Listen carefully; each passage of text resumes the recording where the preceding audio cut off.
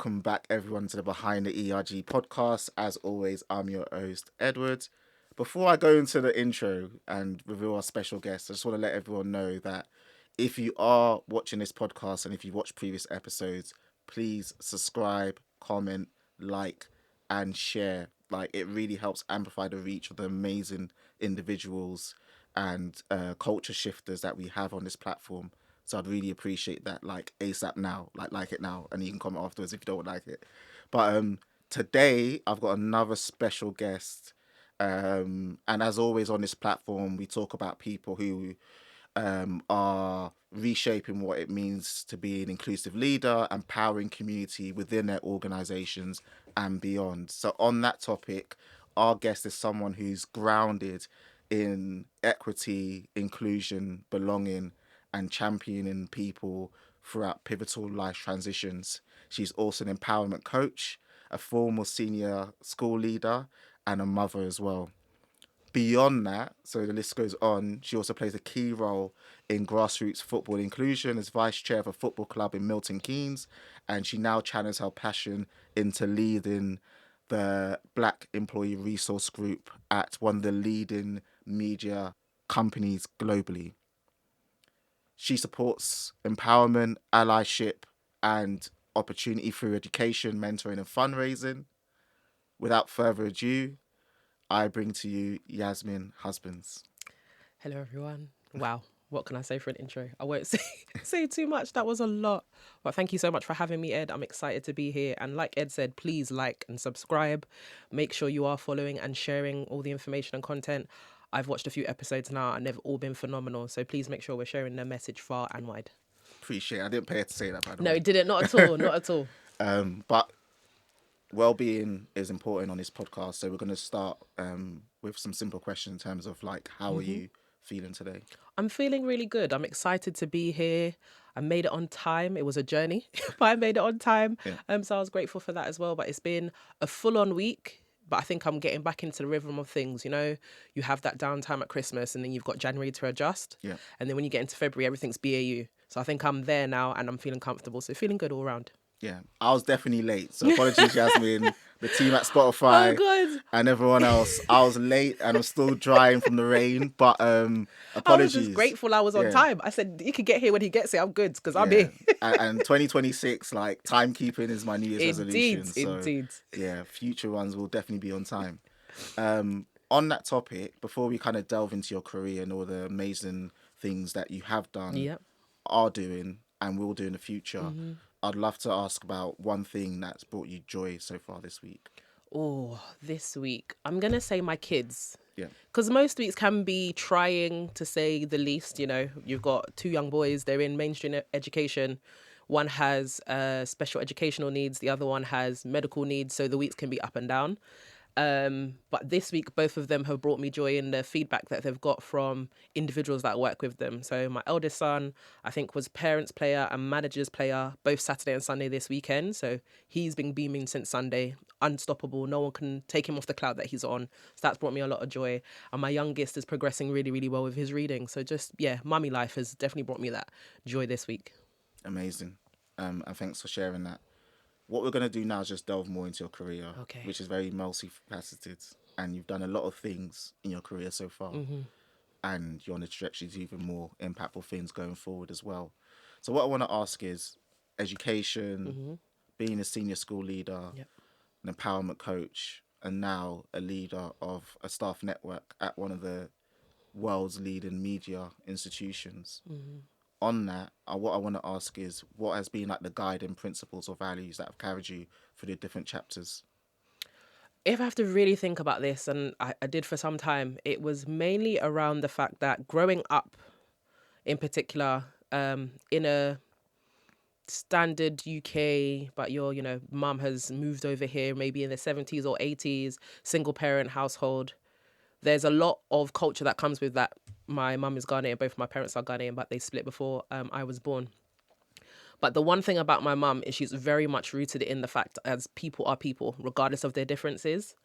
So as we grew up, this was something that was just a part of our day-to-day lives. We didn't really see the differences in people being an issue in any way. It was just something we wanted to learn more about. So my mum is Muslim, but as I grew up, I decided to be Christian. There was no tension.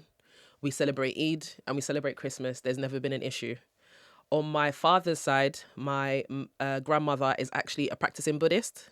She passed now, but she was the first person to really teach me how to meditate and take the time to pause. I spent a lot of time during the summers going to the Buddhist temple with her and just kind of understanding what it means to be a lot more grounded, or to kind of listen to those inner voices. So that's also another facet to like growing up and things just being the way that they are. When I was about, probably 6 or 7, my mum entered into a new relationship with my stepdad, who is from Yorkshire. So I'm now being raised by a white man who has a lot of family who live up north in Yorkshire. So I would spend some of my summers in Yorkshire learning to ride horses, eating things like a Chucky egg. I don't know if anyone else knows what they are, but basically you've got your toast and you dip your toast into the soggy egg. That is not a very black thing to do, but it was things that I then grew up. And again, this all became very normal to me. And then probably by the time I was about, I think the gap is 9 years, my younger brother was born. So now we are a very much blended family. That wasn't a term then. And he also has a sister who's about 3 years younger than me. She's also mixed race. So there's a lot of differences that were kind of a part of the family life that I didn't acknowledge them as differences that growing up would then become challenges for certain people. It just felt very normal. So all these religious differences in background, growing up, education, all of that stuff didn't seem like barriers. My younger brother did amazingly well in education and was able to go to Cambridge, and he's doing really well for himself now. I went to university outside London. My husband's from Barbados. So this idea of differences has never really been a barrier to me. So I think that's a value that I've kind of been able to bring into different spaces. But for me, it's just an understanding. Again, it then allows me to be able to engage in conversations with multiple people. So then stepping into different spaces means that I can have those conversations or spark interest or develop my own interest without it being maybe necessarily a thing. It just feels quite natural to me. And then again, you're then helping people to drop some of their boundaries and some of their barriers to things, because you're just able to engage in that kind of conversation would be one thing. The other thing is obviously being an educator. My mum was a childminder. She still is now. So growing around children who need, additional rearing or support, she's always been that grandmother figure to absolutely every single child she's looked after. I think we counted the other day, it's like 30 odd children. They all call her Nana. So she's very much like a part of then their extended family. But what she's always made very, very clear to myself and my siblings is education is going to be key, but there's also no time to start again learning something new. So picking up new skills, learning about new things was always something that, again, I think has helped me to kind of transition, but also encourage people to transition, but be passionate about how great it can be and the ups and the downs, because obviously it's not super easy, but I think it's something people should embrace a lot more, especially the way that society is obviously ever changing. So yeah, those would be two major things. So thank you so much for that answer, Yasmin. And one of the things that really stood out in what you just shared is the intersectionality in your upbringing Yeah. when it comes to faith. And I know Ramadan's approaching quite imminently, and also race as well. You mentioned it as well. What I want to ask you based on that is, how is your environment and the things you've seen when it comes to kind of like intersectionality and protected characteristics and different cultures and communities meshing with each other? How has that influenced your approach to like equity, advocacy, and also navigating some of the systems that you've had to navigate in your career that might not have been traditionally built for us or for you? Oh, that's a big question. Sorry. No, it's a valid one as well. I think a lot of it has to do with the fact that we have to kind of strip it all back. A lot of these characteristics are a part of a person, but the point being the person is still a person. So when it comes to things like, for example, equity, we need to make sure that everybody has the opportunities, but how that happens is going to be different for every single person. And I think that's just a bit more of a baseline of that just being okay. It not needing to necessarily be a thing. The fact that somebody is different or has different views shouldn't be an issue. It should be a talking point or an opportunity to learn something new. I think a lot of that is important, but again, part of the problem that a lot of these differences that we now see in one another have now, been very specific to labels, but also then become quite divisive rather than them being opportunities to learn. So I think it's more of a kind of stripping it back to the person is still a person. Their differences are still their differences, but they have the same rights as everybody else. So let's just ensure that we're providing each other with the right steps for them to get there. So let's say, for example, mine might be A, B, and C, but for somebody else, they might have to get up to E before they can get to the same point. That should just be okay. And it shouldn't be something that is an issue. I think if we can have more of that as a narrative, like just globally on everything, even when it comes down to poverty, inclusion, neurodiversity, if we can just navigate the fact that the person is still a person, they have basic needs that need to be met. Let's work on that bit first, then we can start to have more positive conversations around these things, because these differences, that like they shouldn't be divisive. Like I said, for me it wasn't a thing. It genuinely wasn't a thing. I was probably the only kid growing up who had, you know, their white stepdad come to parents' evening. Even when he gave me away at my wedding, people were like, "Is that your dad?" Yeah. So I was like, "Yeah, it is," and it was normal. So I think it's just more about not holding on to the label so much and just finding opportunities to give each other the space to understand that we are all human. Yeah. Yeah. And that's an important point you made in terms of putting the person first. Yeah. And one of the things that we advocate in our kind of cross staff network ERG community is the importance of values. And I think when we talk about people, it's important that you align yourself with people with mutual values Yes. when it comes to just general views on society, beyond just appearance. Yes. Um, 100%.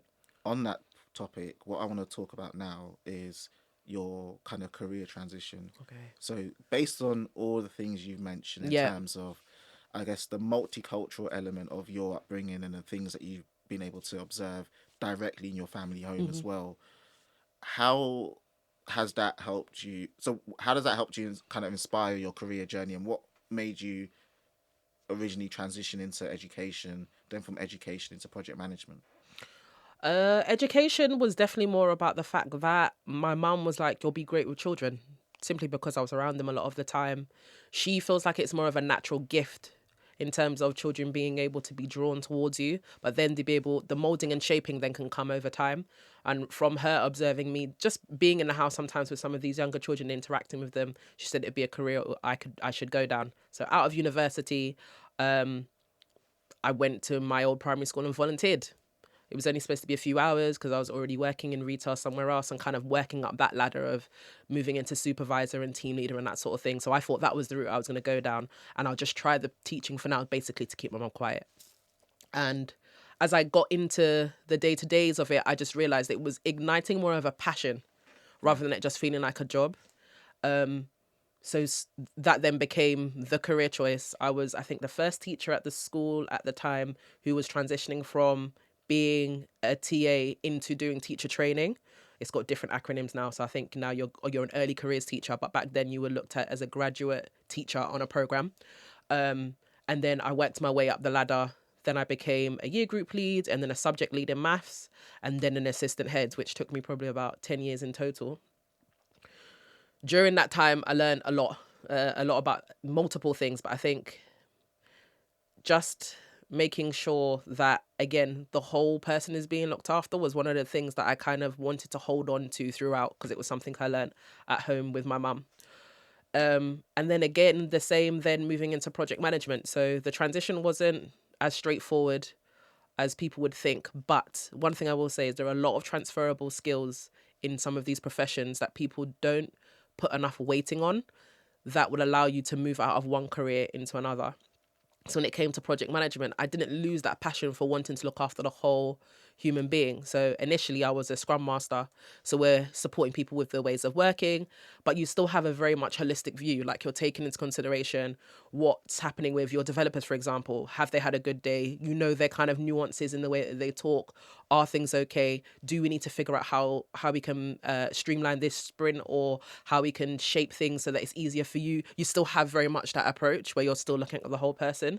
And then again, a lot of this stuff has still allowed people to see me as this individual is valuable because she is that people person. And then again, it's helped me move now into senior project management as well, simply because I have that want and nurturing for understanding the psychology behind the person, wanting to deal with and shape that a lot more to help them to be the most effective person when they're in the workplace. And then it's then been the same when we've been in our ERG, we're trying to find the best ways to support our colleagues to progress in those ways. But again, let's provide that safe space, as you mentioned, Ed, and support in terms of making sure the whole person is okay, so that they can then be their very, very best version of themselves. Thank you. And there's a lot to unpack from that. The first one that No. I will unpack is people who follow this at different levels of their Yep. career. So the first question I ask is, what's a Scrum Master? Okay, a Scrum Master. So if you are probably working in tech or in a corporate background, it probably will make a bit more sense. But essentially, you're managing the workflow of a developer. So a lot of people who work in technology at the moment are being encouraged to find the simplest ways or the leanest ways to make products. So the Scrum Master essentially is leaving the developer to be the expert in their field of whatever it may be, but making sure that they've thought very, very carefully about how much work they're going to commit to make sure it is done in a lean way, but we're still meeting stakeholder expectations. You're not a manager, you're managing the workflow. How that person chooses to do the work is up to them. You just want to keep reassuring and checking and making sure that they've packaged it in a way that is sizable, it's going to meet expectations. And if it's not going to meet expectations, you're then that facilitator who kind of plays a role between your development team, who you kind of protect, and the stakeholders, kind of making it clear, these are the goals we've committed to, this is what we're going to do, this is how we're going to get it done, and this is this is the end product. If it doesn't meet your expectations, these are the ways we're going to try and mitigate that situation. So that's essentially what a Scrum Master would do. It's a brilliant job simply because you're not anyone's manager. You don't have to do that whole, oh, you're not performing, so I've now got to do A, B, and C. You're managing the way that they're working. So making sure it's attributed to a specific time box that the company's comfortable with, but also that they've broken down things daily so they can be really, really focused on their tasks. Yeah. Yeah. Thank you. And it's useful for you to explain that, because when I was at Sky, Yeah. I was working in project management. Okay. And then I did the PSM1 Scrum Okay. Master course. Oh, you did? Yeah.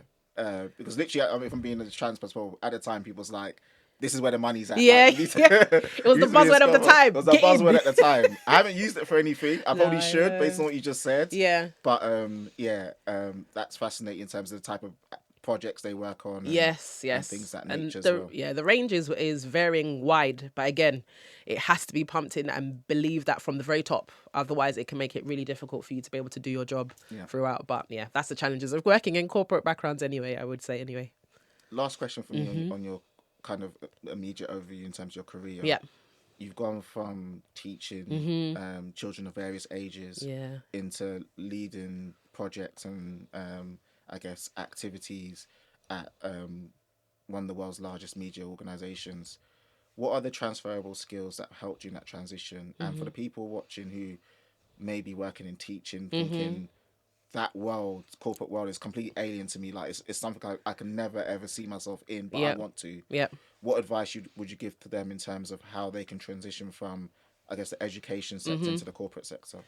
It's a lot more, it's a combination of the soft skills, but at the same time, the day-to-day stuff you would do as a teacher are very much the same things you would do in project management or in corporate management in general. So for teachers out there, so again, if you're not a teacher, some of this may not make sense, but hopefully it will. I'll try and use as many analogies as possible. So when you're teaching, you're having to take the big piece of the puzzle, break it down into bite-sized chunks for everybody to be able to get to the same shared goal. This is exactly the same with project management. You've got a big project, there's money to fund it. We now need to figure out how we're going to get it done. And then we need to break it down so everyone can be involved. That's the same as what you would do teaching any subject at school. You've got your plan.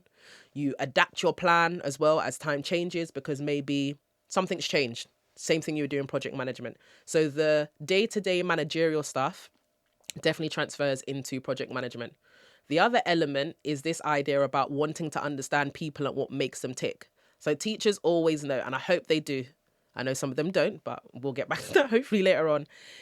Children don't learn from people they don't like. It's just a fact. So unless you're going in there being super personable, sometimes you've got to have a level of authenticity towards the children to help them feel safe enough to be able to open up. The same sort of soft skill there you want to be able to have in project management, to where you can build and develop that trust. Once you're a trusted member of staff, you have so many people in your hand and it doesn't matter what level they're at. So that's another thing. So being able to develop that trust is another thing.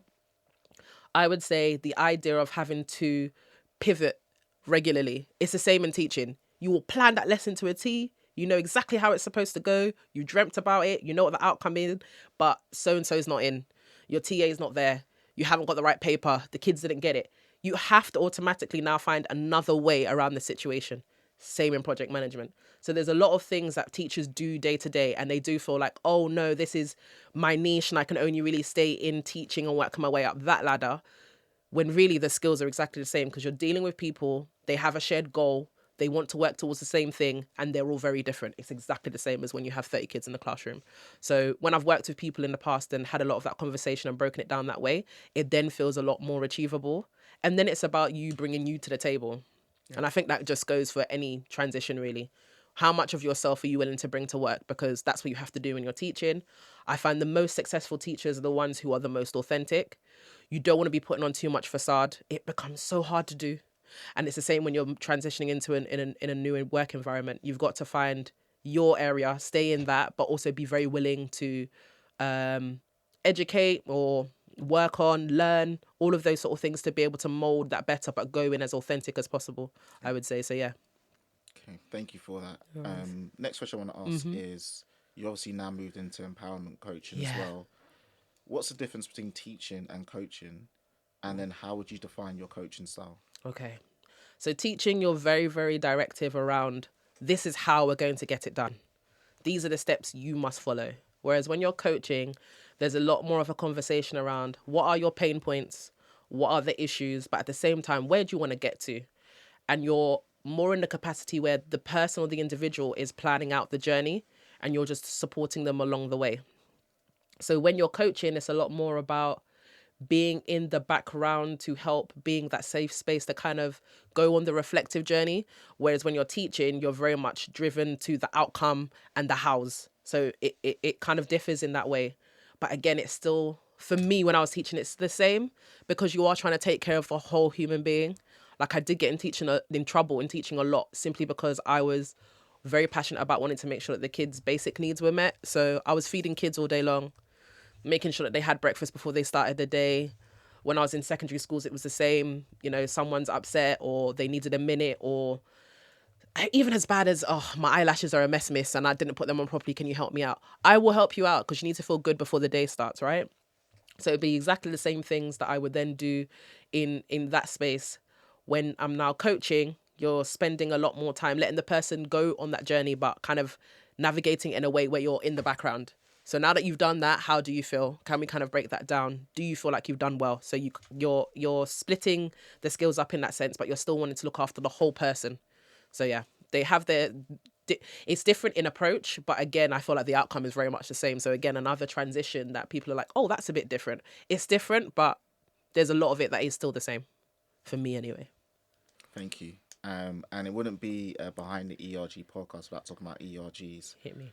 So, segueing that, Yeah. are you able to share more about your approach when it comes to leading employee resource group staff network, and how you're able to implement some of your coaching skills into leading a community of people? 100%. I think what we've done, in particularly, and I think some people have mentioned this before on some of the ERG podcasts, and I think when we've had meetings as well, that there was a specific time where, again, ERGs were the thing to do, and everyone felt their duty of care to be able to do so, and it died off after COVID and George Floyd and other global issues had kind of died down. And we're now in a space where all of these things were still important. They have been important, and they're more important now than ever. So it's revitalizing that energy is one thing. The other thing that we've really, really tried to do is to make sure that we are creating more of a safe space for every employee.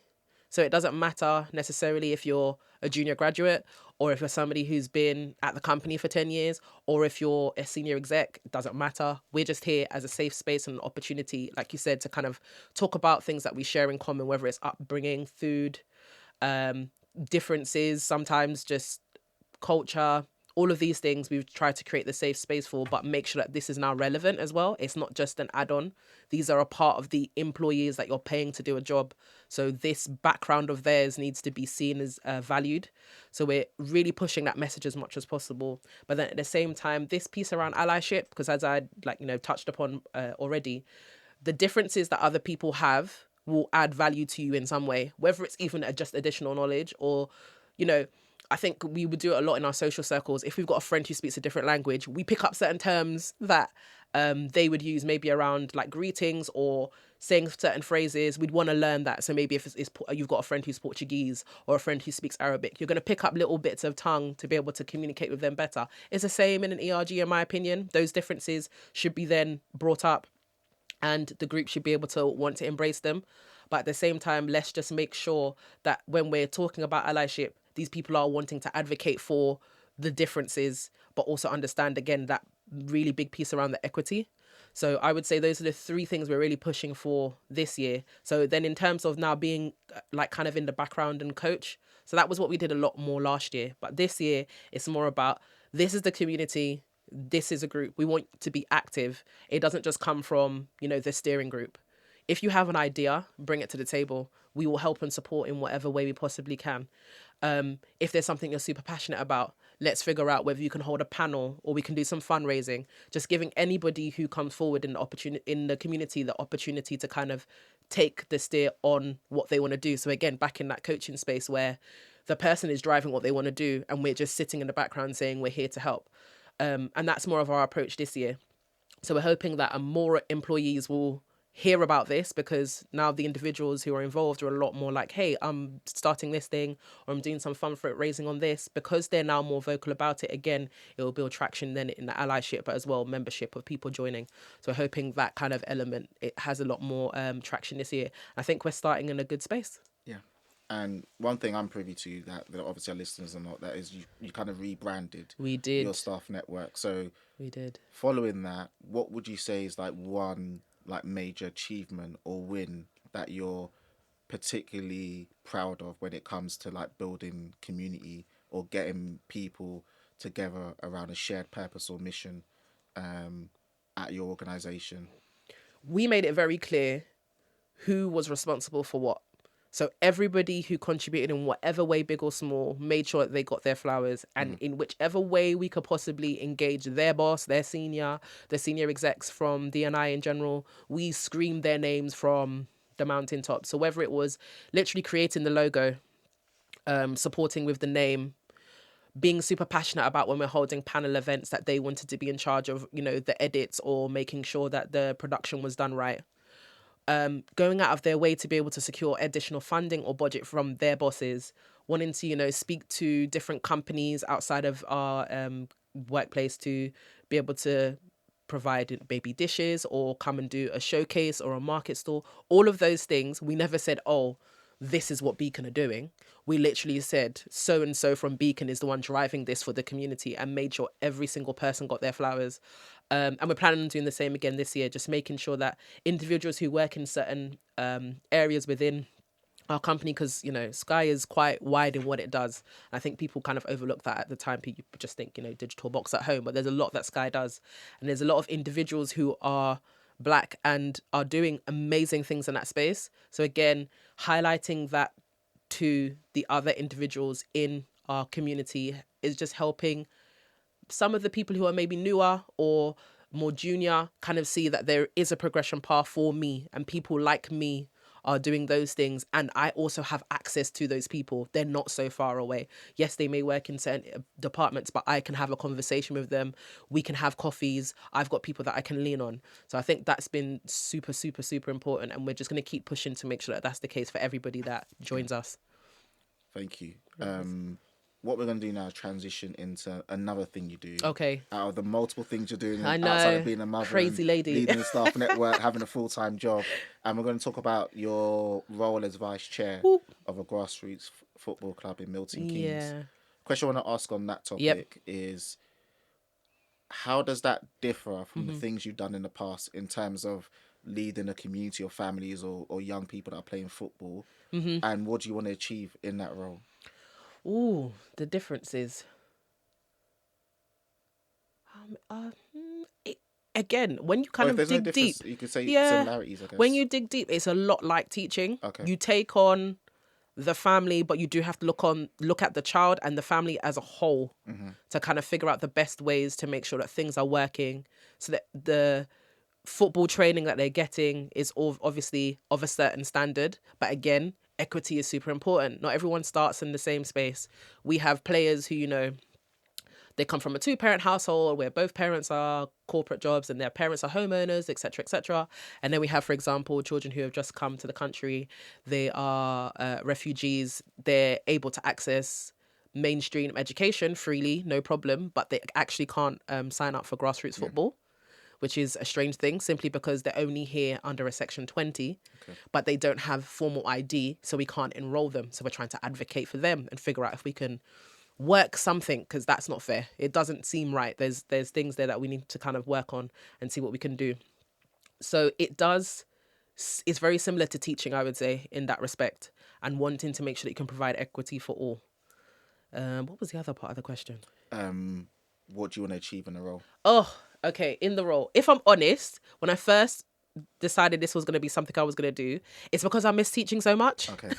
I miss the young people. I miss the kids. I miss all of that. I miss seeing people Yeah. in their element. I miss that side of things because I don't get that in my day-to-day job. I get that at home with my two, but it's not the same as being in the classroom. So that was one thing. But also just making sure that everyone feels like they have access. Doesn't matter your background, like I said. So new to the country, we can work on it. Maybe struggling financially, we can find a way to support with your subs for the year. Making sure that you have access to coaching or additional coaching, because maybe you are somebody who has additional needs or you need to learn things in a slightly different way. We will try and figure out the best ways to be able to do that. So just making sure that when we're saying, which obviously the FA stands for, it's football for all, we want to make sure that day to day that actually it is all, and it ticks every single box for every single individual who has an interest in football or sometimes doesn't have an interest in football. Your journey has covered a number of locations. So we've mentioned London, we've also mentioned Milton Yeah. Keynes, and we've mentioned Yorkshire as well. Yeah. And you can tell from the conversation we have that community is very embedded in everything you do. My question on this is, what advice would you give for someone from a diverse background, whether black or any other protected characteristic, who is trying to build or find their community in a location that's alien to them or new to them? It's a difficult one, depending on your personality type, I would say, but it's something you've got to kind of conquer. Just be in a better frame of mind of just being a lot more open when you're out and about, engaging with people. I don't know what it is about London, but when I moved out of London and we moved up to Milton Keynes, the main reasoning was I wasn't going to raise my young black boys in London. They wouldn't be going anywhere. They would be going outside. There'd be too much fear. But if we raise them outside London, we should be able to navigate that journey of them growing up a lot better. So it was more about embracing what it's like to live outside London. So when you're in London, everyone is very much, this is my hustle, my bustle. I'm on my journey. I don't interact with people. It's the same on the train. No one really smiles. No one does anything like that. Outside London, it's completely different. A lot more people are wanting to have conversations, get to know each other. Because when you realize that you've started to have these conversations with people, there's a lot of things you actually have in common. So I would say get out into the community and start having conversations, but being open to just the basic things of like saying good morning. I think we take that for granted so much. But if you do it once and you're running the same route, you see the same people, you start to almost build a network unspokenly, but you're always traveling around the same time. You never know what opportunities that could open, but also you never know what support they can provide. And again, you also don't know what circles you possibly are already in that are very similar or entwined. So when we moved, it was a lot about, okay, really need to find some black people, because this is going to be difficult otherwise. And it didn't take long. We live on a development where a lot of people have moved from outside London. So sorry, moved from London to the outside. So finding that community wasn't very hard. But if we're honest, a lot more of the community we've stuck with has grown beyond that. It isn't just people who have come from London. It's about people who know the local area really well. Obviously, now we've talked about those who are involved in football coaching. We've also talked about people who are women of colour, but they're also wanting to find extra support with navigating their corporate roles. We've talked about counselling and mental health. All of those then communities then come into play, and then you're able to have now something that's a lot more well-rounded that you don't necessarily have to keep going back to London for. And then that would be the second thing. Don't keep returning home looking for that support. Make sure you're intentionally trying to build similar connections outside. Because like I said, you'll find out that a lot of the people you're now interacting with, you could have crossed paths so many times because you know so and so who's from London, or you went to the same school, or they know somebody who lived near your grandma. All of that conversation then comes up, and you realize that you could have crossed paths so many times before. But the reason it's now happening is because the support that they can provide for you now is something you're actually going to need in this new environment. So yeah, just being open to talking to people for sure. Thank you. I think that openness point is so important Yeah. because naturally living in London, you can be quite guarded. Yeah. And I'll be very brief, but I know personal experience happened to me last year where there was a young gentleman that was following me after leaving the train station. Okay. And my mindset was immediately like fight or flight Of mode. course. Of course. And then he came up to me and he was like, "Oh, sorry, I've just graduated. I could see you're dressed quite formally, and I just wanted to know if you had any advice around how I can build my career in the corporate space." That's crazy. And then we connected, invited him to a networking event, and he's doing his own thing in the finance sector now. But simple as that. Yeah. Simple as that. And we don't do it often enough. And again, coming back to that whole idea of people with differences, he's looking at you as somebody, yes, you're familiar because you're a person of colour, but at the same time, you're different to me because you're dressed formally, and that's something I want to do. So let me just approach you and see what happens in terms of a conversation. If we had that approach a lot more to every difference that we find in people, things I think would just be a lot easier because you would learn a lot from people and their differences, as we kind of keep coming back to on here with me. Yeah. In particular, yeah. That's a challenge from Yasmin to everyone as well. Yeah. If you're out and about, especially if you're a corporate professional, if you see someone from the community, a young black professional, Yeah. Mature black professional that you don't know, especially if you're at a networking event, make sure you say hello or connect with them because you don't know what people are going through and you don't know how much that short introduction can mean to them in their career. 100%. 100%. I'm going to wrap up the questions Okay. with one around legacy. Okay. And one of the things we will speak about in Emerge is the importance of impact and legacy. Yeah. So about all the things you're doing in terms of your career at Sky, your career with the grassroots football club, your empowerment coaching, and your background in education. When it's all said and done, what do you want to be your legacy to be, and what do you want to be remembered for? Somebody who backed themselves and encouraged other people to do exactly the same. I think we overlook that so much. I mean, life is already difficult on a good day. The weight is already the weight. And again, like I said, on a good day. So if we could just spend a lot more time and individuals could do the same in terms of making sure we're looking after ourselves as individuals, but also backing the differences that we have, backing, whether we can do something that's outside of the box, backing our differences and saying, this is me, I bring my whole self to the table, but at the same time, I guarantee there is value that you necessarily don't have or you need, and I'm the person to bring it. That would be a legacy I'd want everyone to be able to kind of run with stuff a lot more. I think we spend a lot of time thinking about things and don't just dive into things and give it a try. I'm an advocate for that. Just try it. What's the worst that's going to happen? If you really sat and asked yourself, okay, I want to pivot from one career to the other, what's the worst that's going to happen? Okay, it might not work out long term, but maybe you've met somebody new. So you've still gained in that respect, but we spend so much time thinking about different things, going over it in our brains, thinking about all the external stuff, and then we don't do anything. If you back yourself enough, you'll make the decision to do something and then you can progress. So again, going back to that whole idea of like really being someone who's encouraging people to feel empowered, but also the transformation side, like life is for living. We're only going to get one chance. So if we can have as many experiences as possible, why not? But it's only going to start by you actually backing yourself, but also being able to run with the idea that there's nothing really detrimental that's going to happen. You're going to gain something from every single decision that you make, good and bad. Yeah, appreciate it. Thank you. No worries. On this podcast, we have a Pass the Mic segment where the previous guest sets a question or challenge Okay. for the next guest. Okay. And it hasn't been scripted, but because your background in education, Yeah. this question actually sits quite nicely with your experience. Thank God. So the previous guest asked, what's one thing in your career that you've had to unlearn in order to achieve like career progression and success?